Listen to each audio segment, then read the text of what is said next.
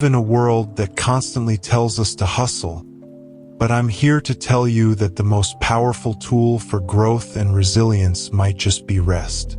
Not just any rest, but intentional rest.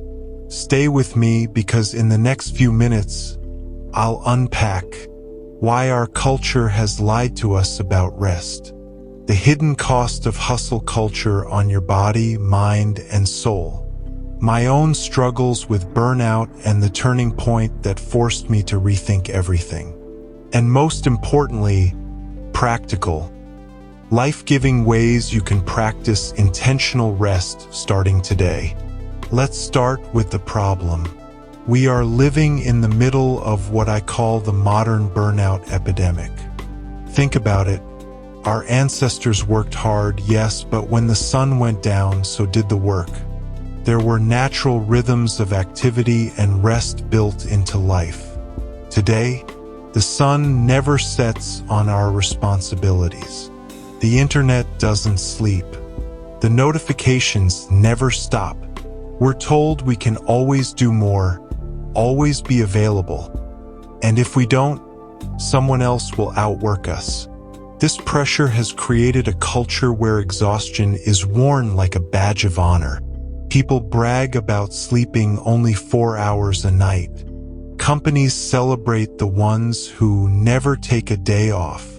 Social media floods us with messages like, "Rise and grind. No excuses. Sleep is for the weak." But here's what they never show you: the entrepreneur who hustled his way into the hospital. The parent who gave everything to work and had nothing left for their family. The student who chased achievement so hard they lost themselves in anxiety and depression. And maybe that's your story too. I know it was mine. A few years ago, I was stuck in the cycle. Always on, always chasing the next thing. My phone was the first thing I touched in the morning and the last thing I saw before bed. I was accomplishing a lot, but inside, I was running on fumes. I was irritable, disconnected from people I loved, and spiritually empty. One day, I hit a wall. Not metaphorically, literally. I fainted at my desk. My body forced me into rest.